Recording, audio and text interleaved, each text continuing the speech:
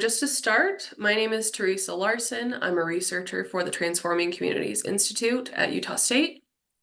I am the facilitator for this session. And if you have any questions regarding the continuing education credits associated with this session, please reach out to me either via the chat or email, and I would be happy to answer all of your questions. Before we get started, I would like to provide the USU land acknowledgement. And that is, as a land-grant institution, Utah State University campuses and centers reside and operate on the territories of the 8 tribes of Utah, who have been living, working, and residing on this land from time immemorial. These tribes are the Confederated Tribes of the Goshu Indians, Navajo Nation, Ute Indian Tribe, Northwestern Band of Shoshone, Paiute Indian Tribe of Utah, San Juan Southern Paiute, Skull Valley Band of Goshute, and White Mesa Band of the Ute Mountain Ute. We acknowledge these lands carry the stories of these nations and their struggles for survival and identity. We recognize elders past and present as peoples who have cared for and continue to care for the land. In offering this land acknowledgement, we affirm Indigenous self-governance history, experiences, and resiliency of the Native people who are still here today. Thank you all for joining us. Before I introduce Justin, our presenter, please ensure that your Zoom name matches whatever name you would like on your continuing education certificate.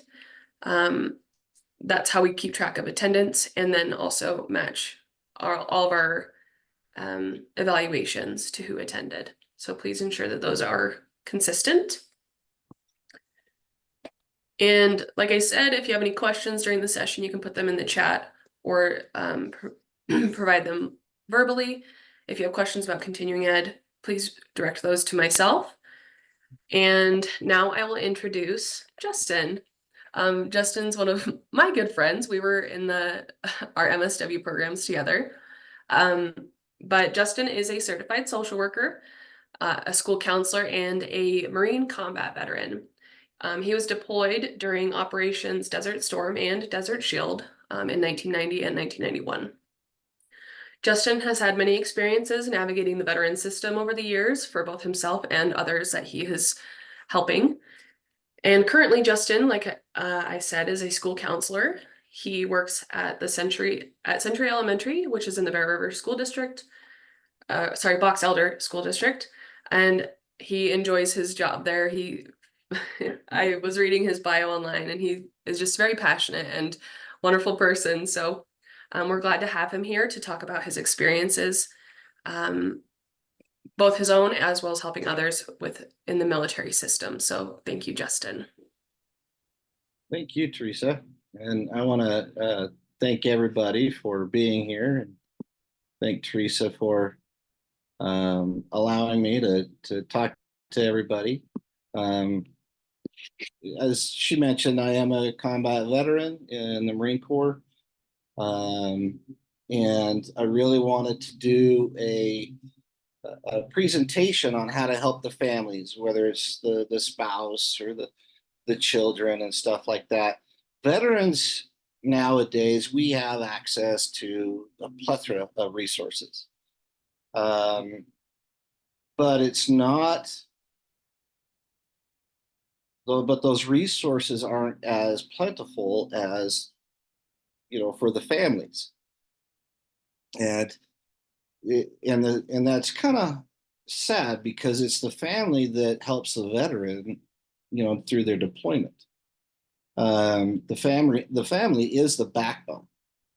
Without the family unit, the veteran or the soldier or whoever they have a hard time not focusing while they're being deployed, and that support that they get when they get home from their family is immeasurable. And so as I am discovering through the years, there hasn't been as many resources for the families. The VA, we'll talk about some different acronyms that I feel are probably pretty important for anybody that doesn't know military and the VA system. So we'll go over those two. But the VA has gotten a lot better at providing access to resources. And today we're going to actually go to the VA website together, and we're going to kind of tool around with it so you guys can kind of see what that looks like.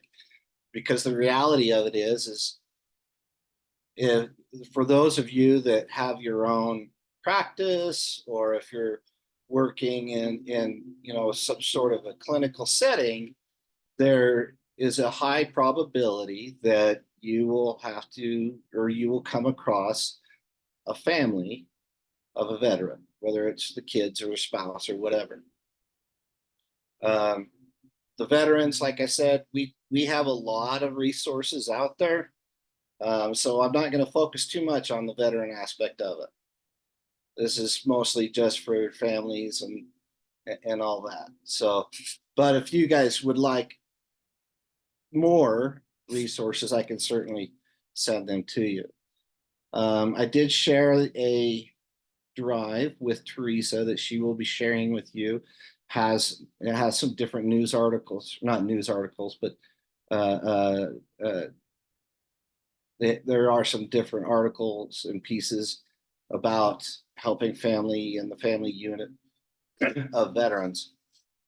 And so here's our objectives. Our objectives, we're going to learn different acronyms within the VA system, because if you do come across a family, they'll start spouting off acronyms and you're going to be totally lost if you've never heard of those before.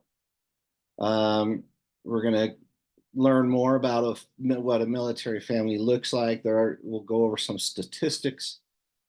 We're going to increase our knowledge of resources for the families and veterans.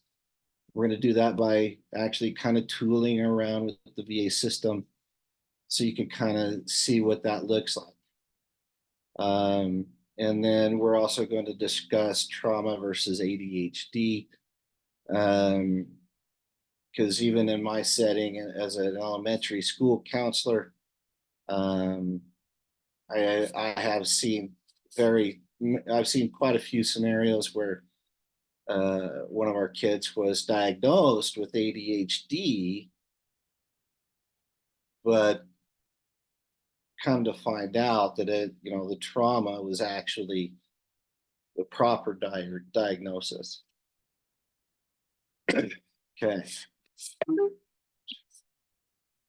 So here's some common terms, and throughout the presentation, you'll see some links right here that you guys can have access to. They'll also be in the drive.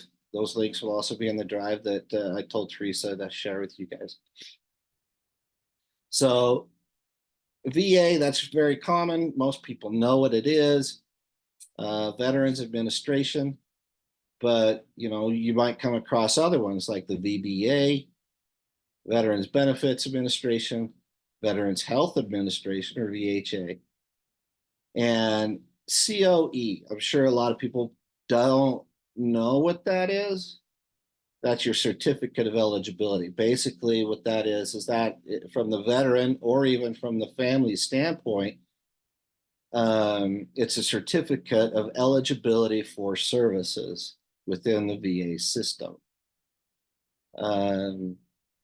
And so you have to get the certificate of eligibility in order to be able to have or use the VA system. Okay. Disabled American Veterans is a nonprofit group. There are some other ones in here, and you'll find them on that link too, but they're Disabled American Veterans. It's a nonprofit group, kind of like the VFW or Veterans of Foreign Wars. They're a great group as well. They can provide a lot of resources for veterans and families. DD 214, that is, as a veteran, that is our discharge certificate.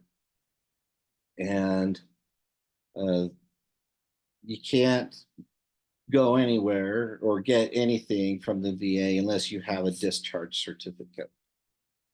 a DD 214, if you will. I have seen a lot of veterans wearing shirts. I have my DD 214 versus a degree, so whatever.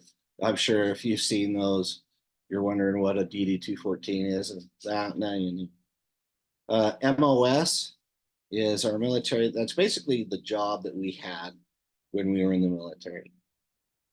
For instance, my MOS was 3531 in the Marine Corps, which is motor transport. So I drove trucks. Right? I hauled ammunition, people, supplies, oil, all kinds of fun stuff like that. Primary care provider or PCP. So that is something you'll probably come across at some point, because there are veterans who are so disabled that they have what's called a primary care provider, basically someone that's caring for their needs 24/7. Okay. And it could be a spouse, it could be a family member, a kid, or whatever. Okay. And so it is important to know that in regards to knowing what that term means, that's who it is. It's a primary care provider. I really like this quote from General Joseph Dunford.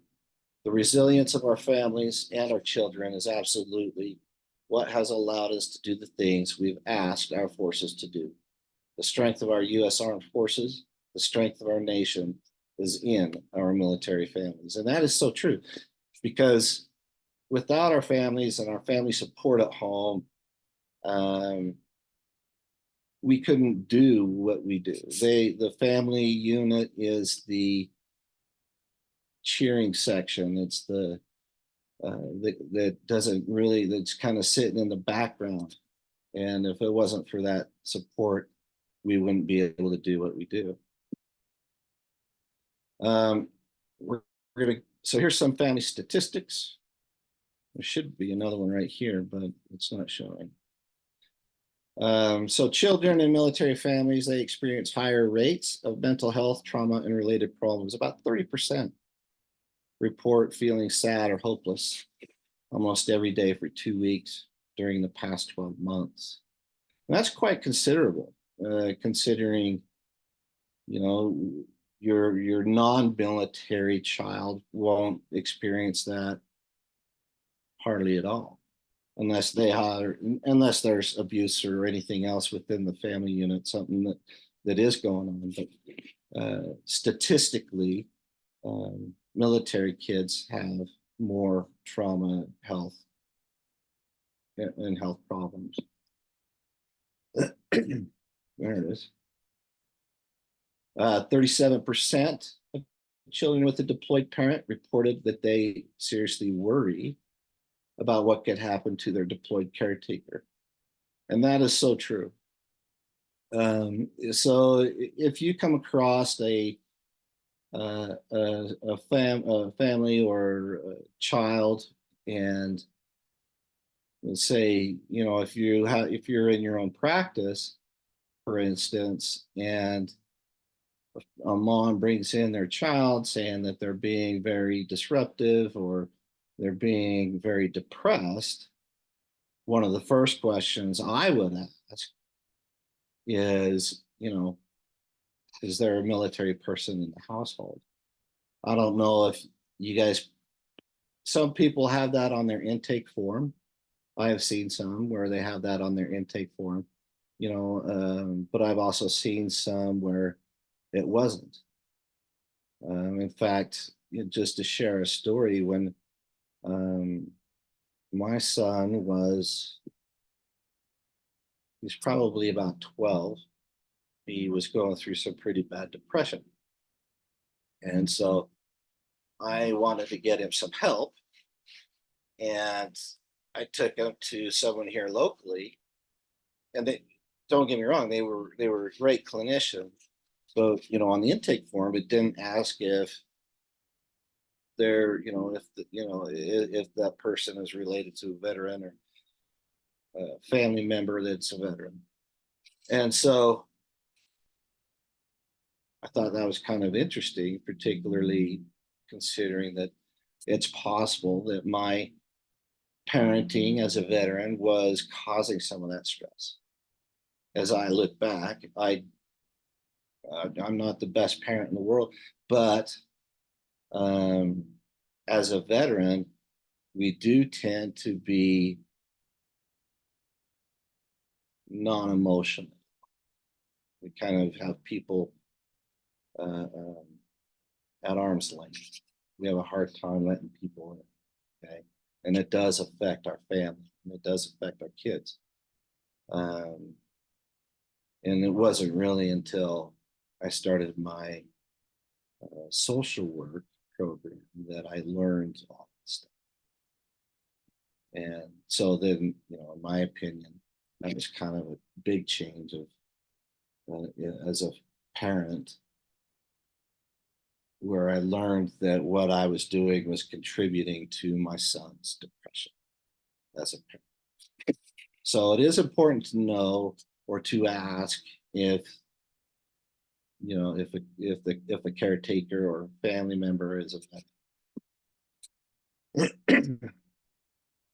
Multiple and prolonged deployment also has an effect on the spouses, with 36.6% of women having at least one mental health diagnosis compared to 30% whose husbands were not deployed. Deployment is so stressful for the families. When I was deployed, and a lot of that's changed now. There's better access to our military men and women now than there was when I was in. With the invention of cell phones and video chat apps and stuff like that, it's a lot easier now than it used to be.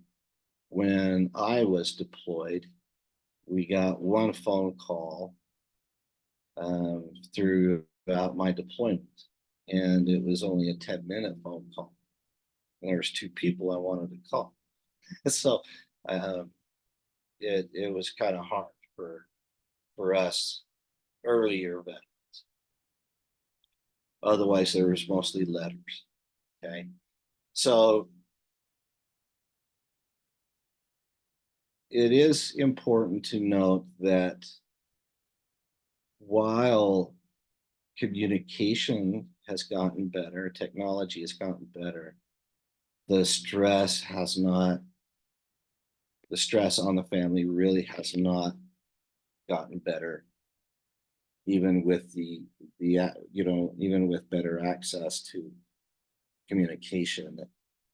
Because as during a deployment, it is so hard on the families as they constantly worry about their veteran, their loved one.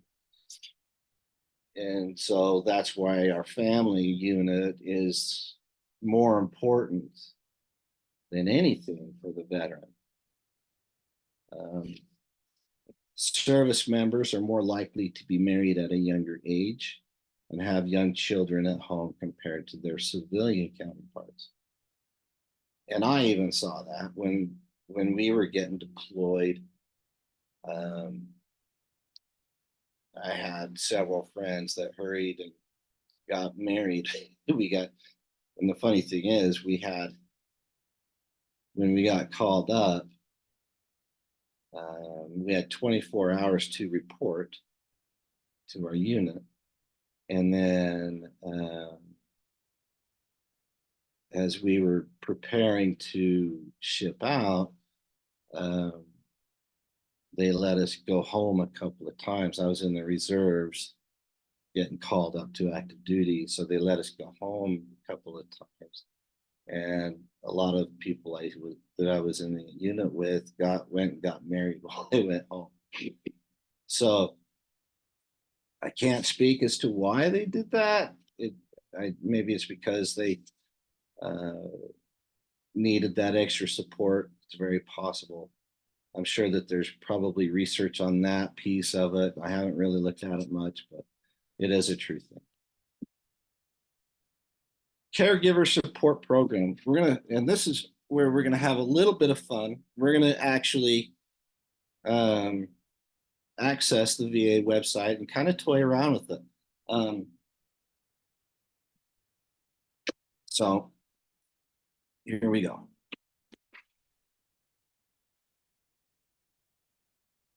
So should you come across a client and they're wanting to know how to get some extra help, you can always go to the VA website, just va.gov, or you can click that link I sent you and take a look at the different things that we have here. So the VA has already done a bunch of research. They have put together a bunch of support programs, a lot of things that they have done. It's amazing how much more, that doesn't sound right. It's amazing at how much they have improved over the years, and they continue to improve. And so we're going to kind of toy around with this a little bit. There is a VA caregiver support line, okay, which gives the caregiver, whether it's a spouse or whoever, 24/7 access to support, okay. Because the reality of it is, we talked about that, is the stress that the military families experience is pretty high. And even though as a clinician, I'm sure you're doing great, but um, we can never have too many resources, right? We can't say, oh well, I am just enough. It is important that we kind of see what else we can do to help these families if they're going through some trauma or stress or depression.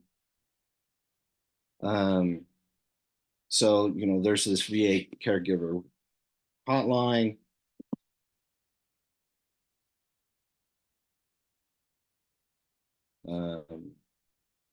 There's all kinds of fun stuff in here, and you can actually show this to your client, because that way, if they needed extra support, say after hours when you're not available, there is people there that can help support them as well.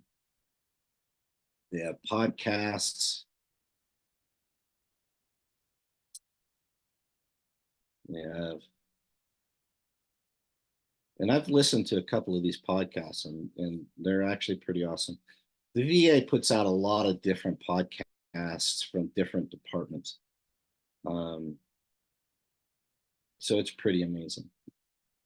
And then, there's a handout for self-care topics, because I'm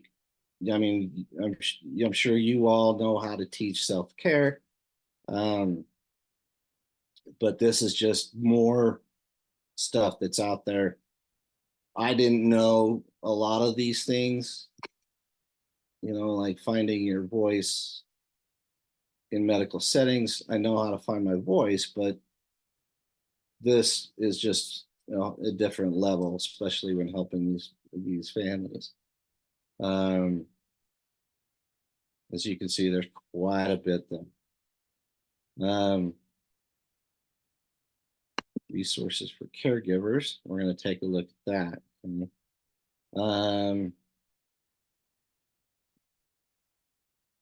Advanced care planning.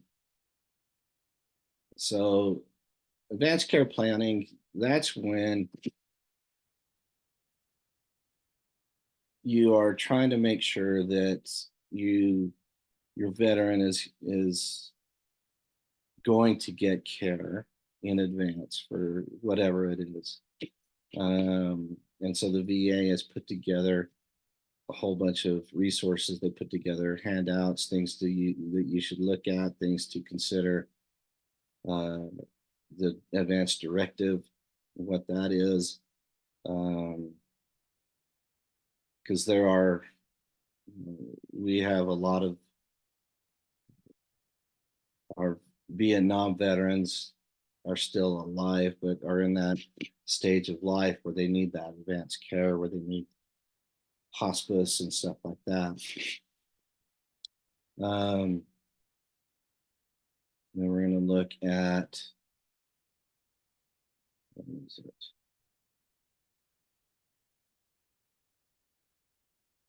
Oh, caregivers first.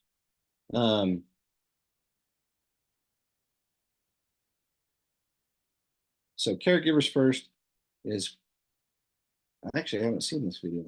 Now we're learning something together. So friends and family who can help care for veterans and can learn to navigate the veterans. And keep in mind that their VA has a program. It's called, I think it's Adopt a Vet program, where people can uh, volunteer to allow a veteran to live with them. It's a pretty neat program to combat veteran homelessness. So,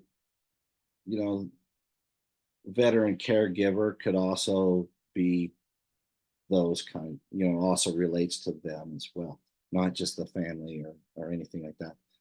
But there is actual caregivers, people who had volunteered to allow a veteran to stay with them, and they provide rides to their appointments and their medications and all that stuff. So it's good to know that it would be good to know or keep that in the back of your mind, that the caregiver isn't just a family, it's also a person that has volunteered.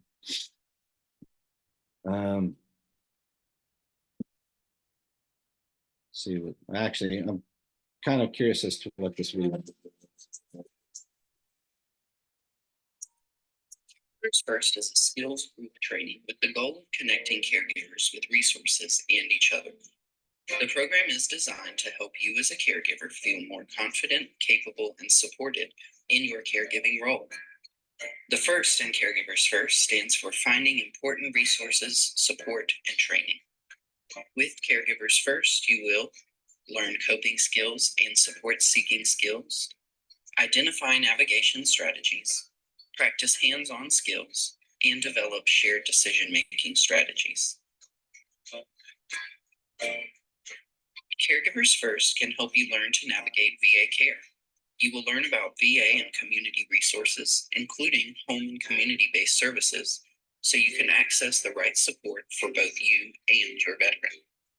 With Caregivers First, you will receive communication tips to engage effectively with the healthcare team. The program also helps you connect with other caregivers in your caregiver support program team for support and assistance. Some caregivers tell us how isolating their role can be at times. However, after engaging in Caregivers First, many caregivers reported feeling less isolated and alone. Caregivers shared how helpful it was to connect with other caregivers, specifically others in similar situations. And 97% of caregivers who attended Caregivers First say that the time was well worth it.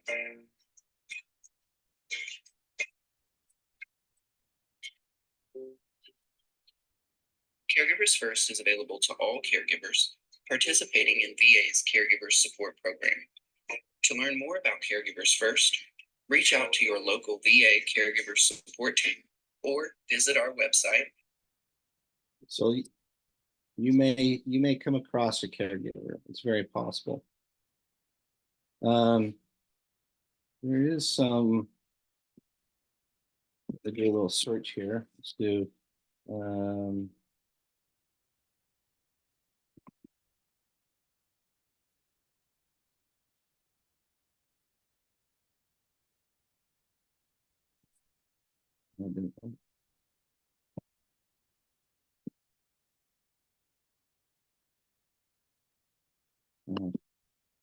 anyways, so there are a lot of resources in here that you can take a look for yourself. You can share them with a client if you think that they need it. Self-care activities, and we do talk about self-care, whether it's for us or our clients. It is important that they have self-care. So this is a pretty good little resource to help those that might need it. We're going to talk about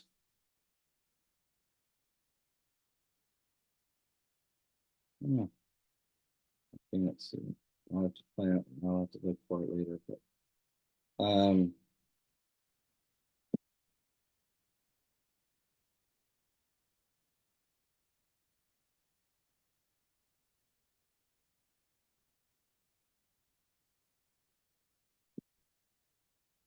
take a look at the statistics.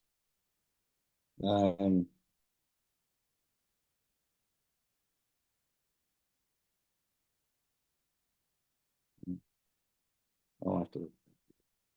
So there is a lot out there that the VA has put out, and I do highly recommend you kind of play around with it. Take a look at what they have, and certainly become more aware of what they have. Okay? So let's talk about secondary trauma or compassion fatigue. We all know what that is, and how it can present itself. But if as a spouse, they do go through compassion fatigue a lot. There are veterans that are on the one end of the spectrum where they won't talk about any of their deployment, and then you have some that will overshare. So, but either way, regardless of what side of that spectrum they're on, the spouse or the partner, the family, they can experience compassion fatigue because they just want to help, right? And so it is important that we really talk about how we can help those families when that's happening, what we can do to help them out, and really understand what they're going through so that they can build that self-care that we want them to do, and process their veterans, process that stuff for themselves so they can better help the veteran. So some symptoms: cognitive, lowered concentration, apathy, rigid thinking. And if you think about this, if the mom or the spouse, let's say the husband is the one that's the veteran, it could go on either side too. I mean, you have females that are in the military, and the mom is the one that's away, and it's the husband, the dad is the one that's providing all of it. They can certainly have that as well. So it is important to understand that these families need to have that self-care. They need to be aware of what they can do to take care of themselves so that they can support their veterans. Some emotional guilt, anger, numbness, sadness, and helplessness. Helplessness is a really bad one. And even the veterans themselves, they can experience that as well. In my case, I had a friend several years ago that was really struggling from our deployment, and I felt helpless because I wanted to help him, but Uh, he was at a point where he eventually took his own life. And so that helplessness that I felt was pretty overwhelming. And so it's a tough thing for the families or anyone that's giving support to a veteran to experience that helplessness piece.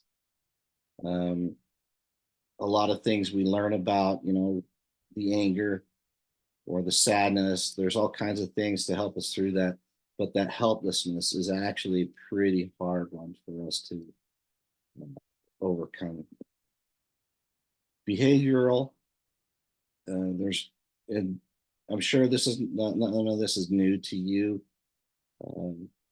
but I do want to touch on them a little bit. Um, Elevated startle response right here.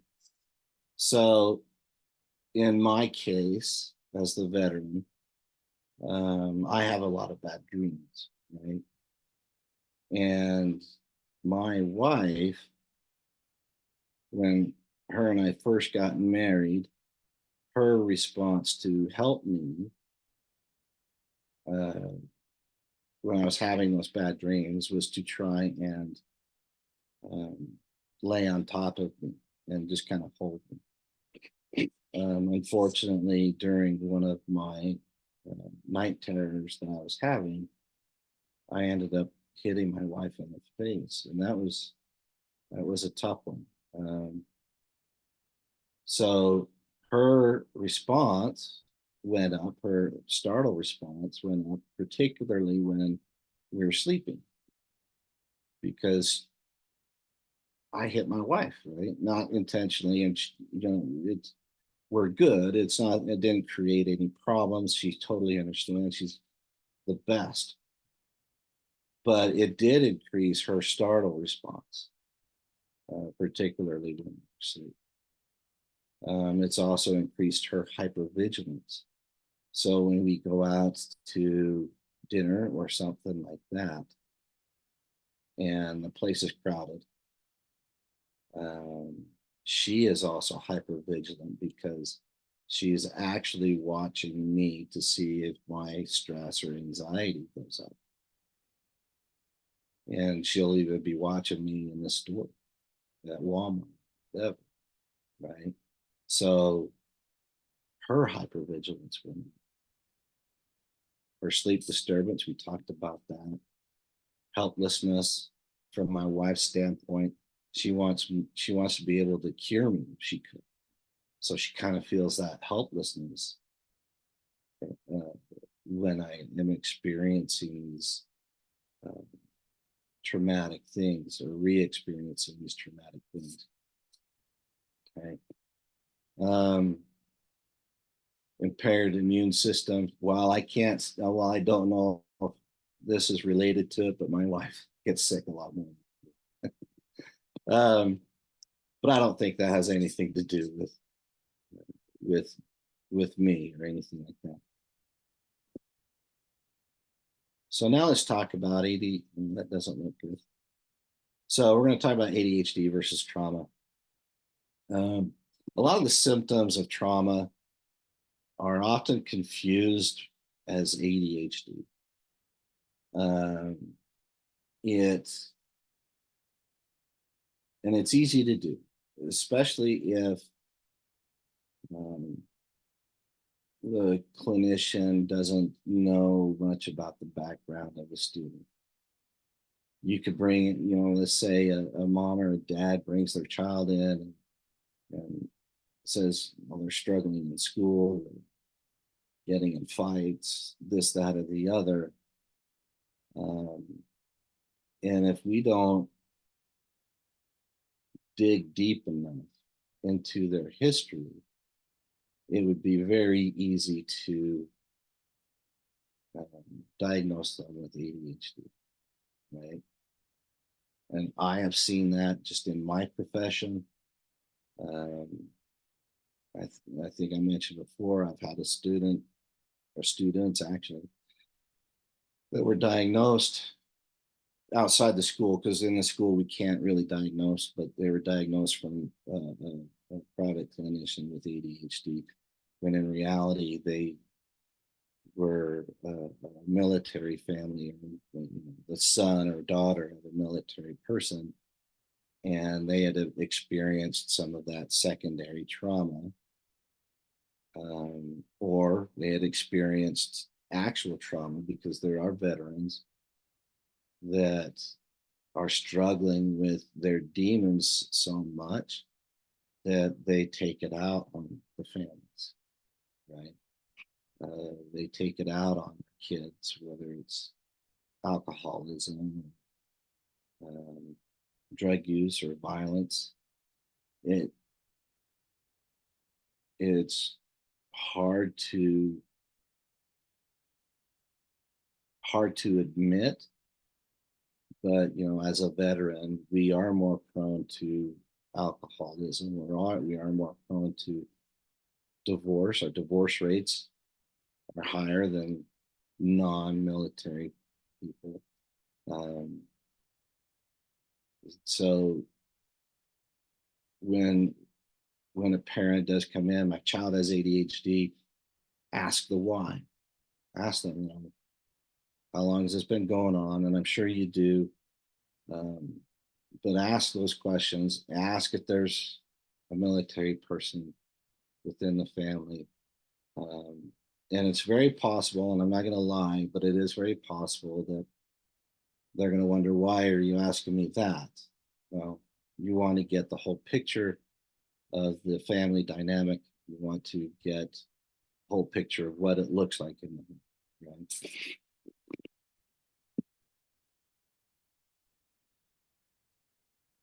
And so, as you can see, there are a lot of these symptoms. They kind of go hand in hand. It could go both ways. Could be ADHD, and it could be trauma.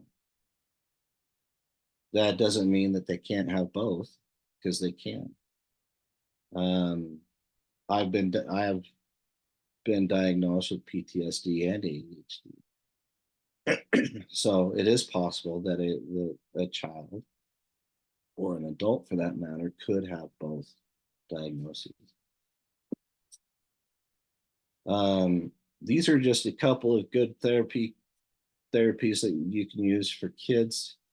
The trauma focused cognitive behavioral, I have not been trained on them, but I want to.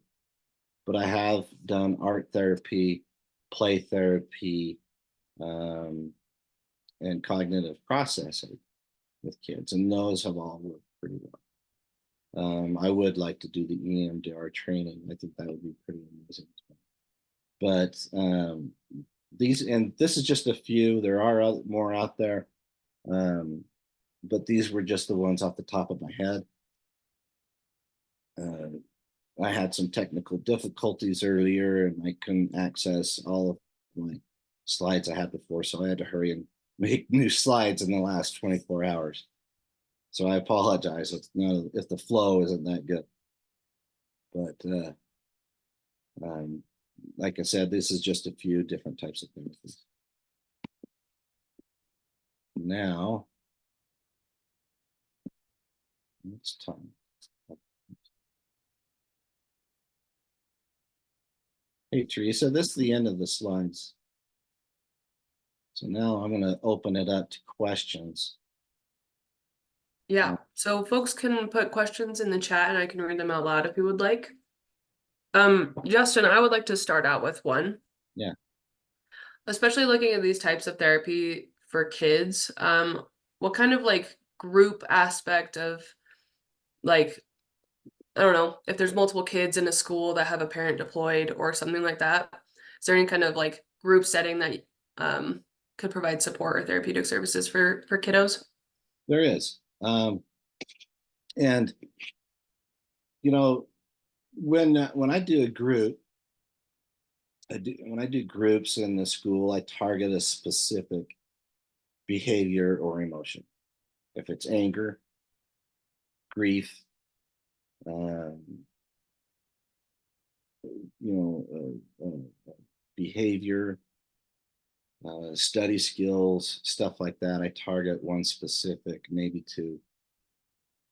The problem I run into, though, is I'll have a teacher say, "Hey, can we put this person in a group?" And when I go to when I reach out to the parent to say, hey, to say that your child has been recommended for a group for this, I run into a problem where a lot of parents have this notion that their kid doesn't need counseling. So it's hard, right? It's hard to get the access to the resources or help those kids in particular if the parent feels that their kid doesn't need it or if they don't want to admit that there is a problem. But I do hold some groups and we do target certain things. If it is a military child, um, if let's say, and I've had this where I've had three different students. They're they have a parent that's in the same unit, and so they were all being deployed together. So one of the things we did is I started groups, and those parents they signed the permission slip and let me help their kids and do the group. And so what we did is we each built a paper chain where we take some paper, we cut it in little pieces and make a chain out of it. And each chain link represents the day that they are gone, right? So at the end of each day, they get to cut one of the chains off. And so it's a great visual um, technique so that the kids can see when their parent is coming back. Because a lot of kids, they don't understand or have much concept of dates, right? They can't think past tomorrow, let alone, let's say it's a 6-month deployment, they can't think past that, right? And so there's quite a few different exercises or visual aids to help kids so that they know um, when their parent or their veteran is coming. That's a great question.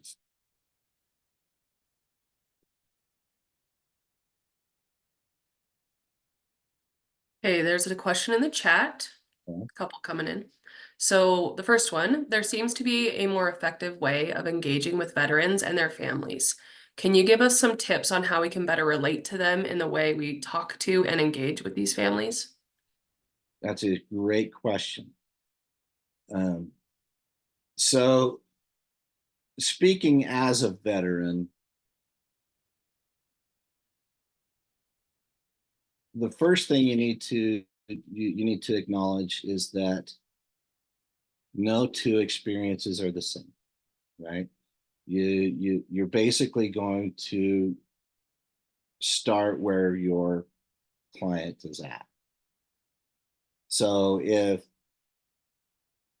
if they come in and it's a particular behavior that they want addressed, and you want to better understand, it's okay to ask. It's okay to say, I apologize. I don't know a lot about veterans or whatever. And as long as you're willing to acknowledge your so word I'm looking for. Um, I don't want to say. As long as you're willing to acknowledge that you don't know a lot, goes a long way, right? The one thing that veterans and their families will start to develop is that sense of belief that if it's us against them, if you don't know what we're going through, then why should I tell you, right? As long as you're willing to acknowledge that um, you don't have all the information or whatever it is. There is a particular word in my mind. I can't get it out though. But yeah, just be honest. It's about being culturally sensitive, right? And veteran is a culture. It truly is. So, approach it from that narrative or from that viewpoint. You're trying to learn more about that culture. Yeah. Yeah, Justin, I wanted to ask kind of a follow-up to that before I jump to the next question too.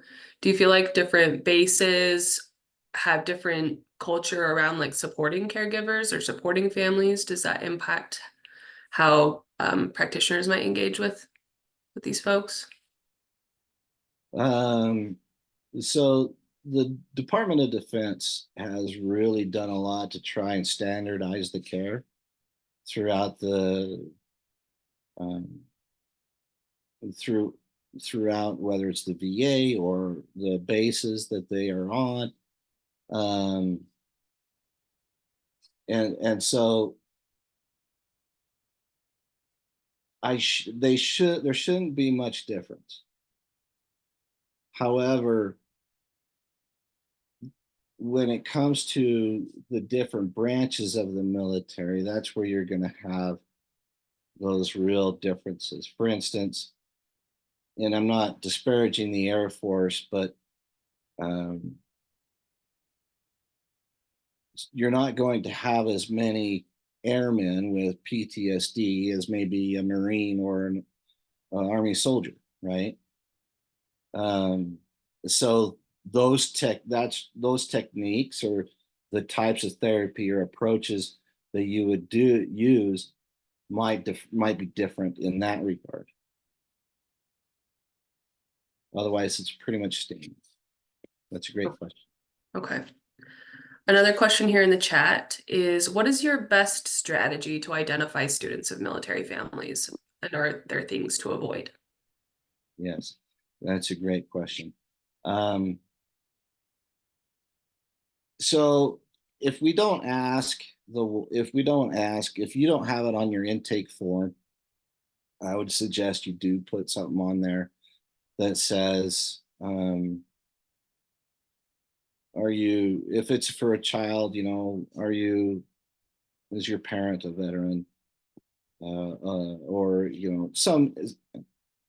something on, if you have something on your intake form that actually asks about veteran status or whatever, I would certainly put that on. Okay. Now, if you do have that on there and they do say yes, um, I would follow that up with the uh, the other parent that might bring in the child, or if it's the spouse, it could be for the spouse too. Your follow-up questions could be just very simple. So, what does it look like at home? Okay. Um,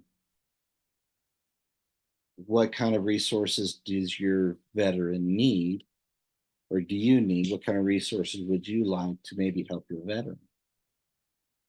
Those are great open-ended questions to kind of start that conversation and get the ball rolling. And it is important that if you're in a school setting, it, most school counselors typically know their students' backgrounds. But when you're in the high school, middle school, you have a lot more students, right? But it's a good idea to have something on there that says, that asks that question. Or is your family member a veteran, caretaker, whatever, a veteran type of a thing? So it's okay to ask. Great, thank you. Next question in the chat. Do we treat domestic violence with a military couple or family any differently than a civilian couple or family? No.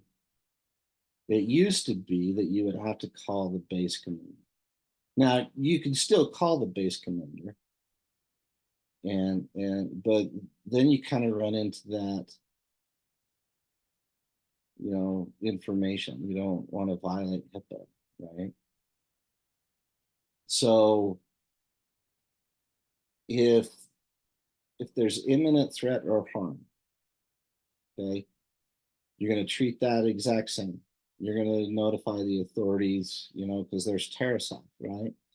So you have to follow TerraSoft, follow the law, make sure that if there is imminent threat or harm to themselves or someone else, you need to let someone know, and that would be your local authorities. And the local authorities will then reach out to the base or the base commander to prevent something from happening. That's a great question. It used to be, in the old days, it used to be that you had to call a base command to actually get anything done. But a lot has changed over the years. All right. The next question. Do you have groups with veterans and do you do processing of their PTSD and trauma in the group? And if so, how do you make sure they are not triggered before they leave the group session? And I feel like that could be expanded to the caregivers or the children. That's a great question. So, currently, no, I don't do groups with the veterans themselves. However, when I was going to school, I don't know if you remember, but when we were going to school, I was working in the Veterans Resource Office, and we did do groups then, right? So anytime that there's a group, you want to make sure that there is ground rules, okay? And I've never been in a group where we didn't talk, and I've been in a couple of groups just for myself as well. I've never been in one of those groups where we don't talk about things that are triggering. The whole point of the group is to have the group support that one person as they discuss their trauma, right? So it is important that we, what's said in the group stays in the group. We follow that rule. And another rule would be to allow someone to finish talking before you talk. Whether it's a round robin, you can do a round robin, whatever. But the whole point of the group is to get those triggering things out so you can get that extra support.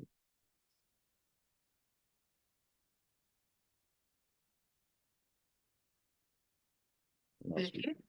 The next question. What concerns and dynamics do you believe are important for professionals to be aware of when someone, a child or otherwise, has a family member like a sibling, cousin, aunt, uncle in the military rather than a spouse or a parent?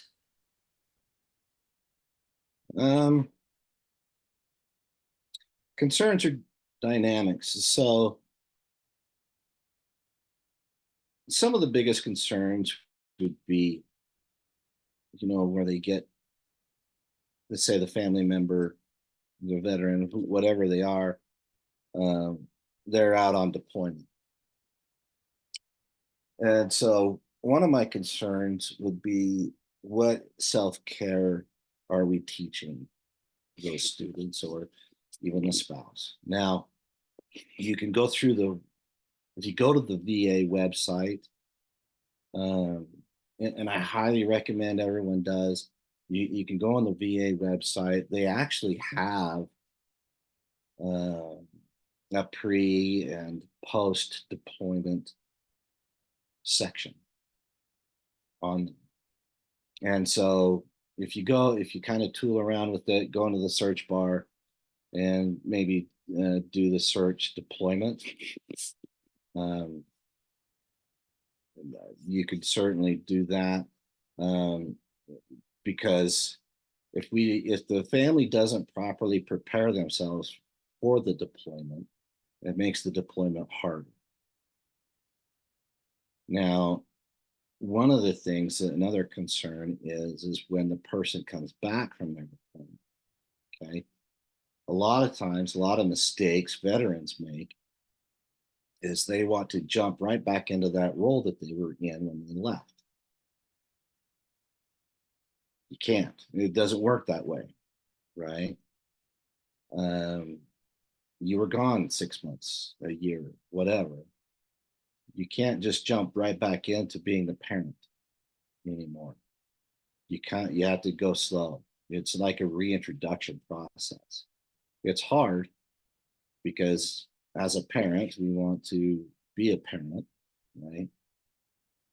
But if we try to jump right back into that role that we were in before we left, um, the child or even the spouse will show a lot of resistance, right?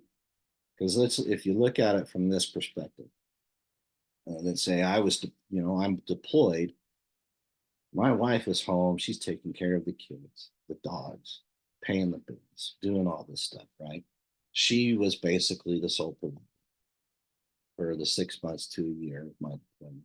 If I were to come home and try to now be the dad and the man of the house, then my wife would be like, no, this is my house, kind of. She won't say that, but it's just kind of that thinking, that thought process. I've been doing this alone for the past year.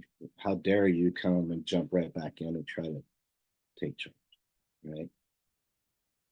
So, like I said, the VA website does have great pre and post deployment resources and advice, and I can certainly look that up, and I could submit it on that Google Drive if you like. I can find those links for you so that everyone can just click on that link.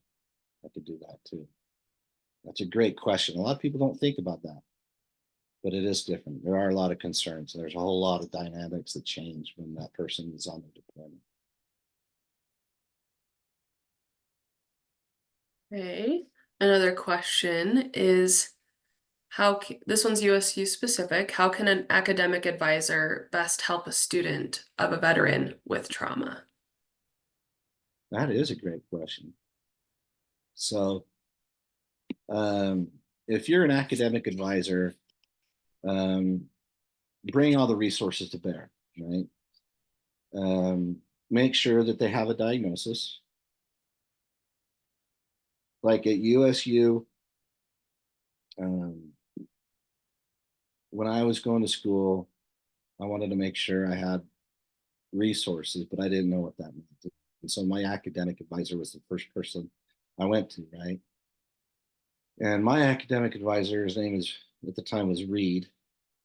I don't know if you know him, but so get the diagnosis, make sure they have access to, so if there is a diagnosis, whether it's PTSD, ADHD, whatever, make sure that they get access to those resources.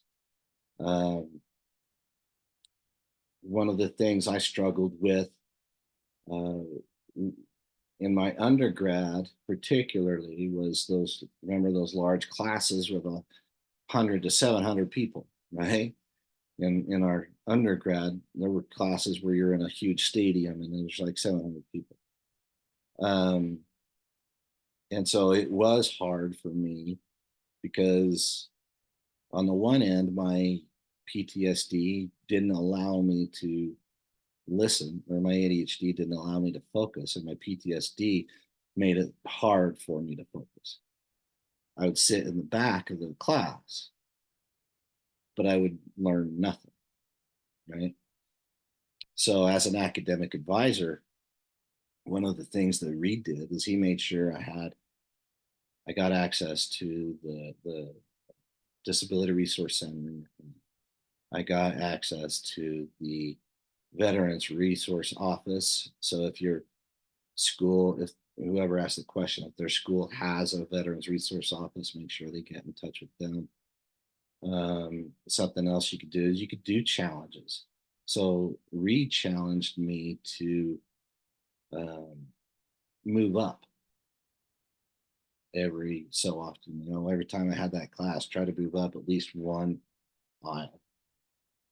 So I could, and by the end of the day or the end of the semester, and I don't remember what class it was, but by the end of the semester, I was sitting in front and more focused on the professor or who was teaching the class rather than the people behind me. Because if you have everyone in front of you as a veteran, we're hyper vigilant, right? And we're looking at people's waistbands because that's what we did. We would have to, make sure no one has a gun or a knife or whatever. We're constantly watching where people's hands are. We're watching, looking at their waistbands to see if there's a bulge in the waistband or whatever. Right. But if everyone's behind me, I can't do that. And so if you could challenge them to move up every so often and make sure they have access to the resources, you're going to increase their success rate without a doubt. It's a great question.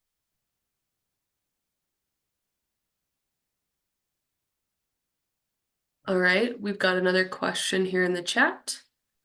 From a grief perspective, are there tools or is there anything specific or different that you have found helpful in addressing grief with the military parent who returns from deployment and realizes or struggles with their parental role not being what they had envisioned? Yes.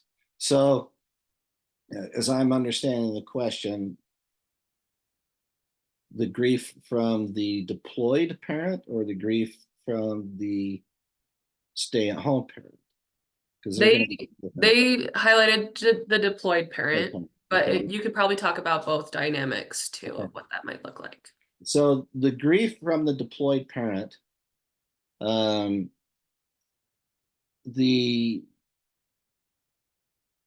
nowadays what the Department of Defense has done since I was in, and they keep getting better about it, is like a week or 2 weeks or 3 weeks before the end of a deployment, um, they do evaluations and they actually are teaching the veterans some skills, right? I didn't have that. We just got home and that was it. You went out into the world and did your thing. But now, they are being taught how to regulate. They're being taught stress relief, coping skills, all that stuff. And so if there was combat and loss kind of a grief, that's a whole other bag, right? Because that trauma can last. It will last the rest of their life. It just will. So EMDR, if you are certified in it, EMDR is a great one. Cognitive behavioral. If grief is the main focus, some techniques is writing a letter to the person that they lost or whatever, right? Not mailing it, but just writing a letter about what they did, how they're feeling, kind of a thing. Also make sure that the veteran knows to try and stay in touch with other people in their unit. That's a key thing. One of the highest rates of depression of veterans goes through is usually when they discharge from the military, right? So if they've been in the military for 20, 25 years, um, for 20 or 25 years, they've been told what to wear, how to dress, shower, what your job for the day is. They've been everything, every day of their life is pretty much planned out. Then they go out into the world and they have this overwhelming grief because that camaraderie is gone and their days aren't as structured. They've had this structure for a big part of their lives and now it's not. So depression is one of the highest points when a veteran actually leaves the military. And so there is a lot of grief things that you can do for that. And one of those is to try and get them to stay in touch with people from their unit, because that was their support system while they were in the military, right? Try to help them or challenge them to stay in touch with the people they serve with is a great one. Justin, as a kind of a follow-up then, as part of this question, when a veteran comes home and maybe they're just family dynamic isn't what they thought it would be, is there any sort of like skills that are taught currently in the VA? Is there anything that like any therapist could help with helping them build their relationship back, etc.? Yes, there is actually. One of the greatest techniques. So the VA does have that. Um, and before a person leaves their deployment, um, what the military is doing nowadays is they're actually helping them get registered in the VA before they leave, right? They're helping them get their name in the VA system so that if PTSD presents itself later, they already have their name in the system and it's just easier, right? Um, but when they're coming home, one of the things that veterans don't understand is that while we're gone, the family unit has grown in spite of our absence. And so by having those conversations, by actually talking to the veteran and making sure that they understand that, while you were gone, your child took their first steps or whatever. Okay. You can't go back into the past and try to be the parent anymore. You have to start. It's basically starting. Work slow, work your way into that. Allow the stay-at-home parent to make, you know, the big decisions, whether, say discipline and stuff like that. Right now, it's kind of like a reintroduction process, right? Don't try to jump right back into the thing and and and just say, oh, you go to bed, you're being naughty, whatever. Allow the other parent to continue what they were doing, and then you be the support system for that other parent. And the VA does have, so the VA does, on the website, they do have these whiteboard videos. Have you ever seen something like that, whiteboard videos? So a whiteboard video is, and you could probably find them on YouTube. Whiteboard video is where it looks like, a whiteboard, and as the person's talking, they're drawing the person, they're drawing the figure, stuff like that. And the VA has a lot of great whiteboard videos that they've put out that will help a parent, whether it's the veteran or the stay-at-home parent, understand how to, what the family dynamic should be like now after the deployment, post-deployment, right? And so I would highly recommend you kind of look at those whiteboard videos because they're very informational. If you put that on the agenda for me to do, I will actually find those videos for everyone and put them in a link that everyone can follow up with. That would be great. And then you guys can watch those whiteboard videos. I'll do a whole thing on deployment, what deployment looks like, pre-deployment, during deployment, and post-deployment type of a thing. That'd be great. Yeah. All right. I think there might be a question I missed in the chat, but I do want to go ahead and close out today's session. And if folks do have like lingering questions, they can hang on to the Zoom call. Just because I know that some folks do have to kind of be places at 1:30. So in the chat, I just put the evaluation link. That's how you'll get your continuing education credits. And if you have, again, questions or if you're running into problems with that link, please email me. I think I accidentally sent out a wrong link last session, so please let me know if it's wrong. Like I said, that's how you get your continuing education credits. The certificates usually go out between 2 and 3 weeks, so just keep an eye out for that. Our next continuing education session is called LGBTQ plus sexual health and education. And it's being presented by Dr. Chris Meyer. If you're interested in that, I put the information in the chat. And along with that, Get out of here. sorry, I've got a lot of my dog's like trying to say hi to everybody. Dude. We love a dog. All right.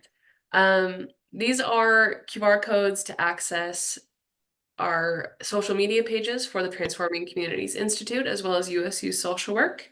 USU Social Work is the continuing education sponsor for all of our sessions, and we thank them for that. Again, thank you to Justin. Thank you all for being here. Again, if you have lingering questions, you can feel free to hang on to the call. I will be stopping the recording. So if that's a concern to you, I'll stop recording. I'll stay on for a few more minutes to let people ask more questions. Yes. So thank you all for being here, and we'll see you next time.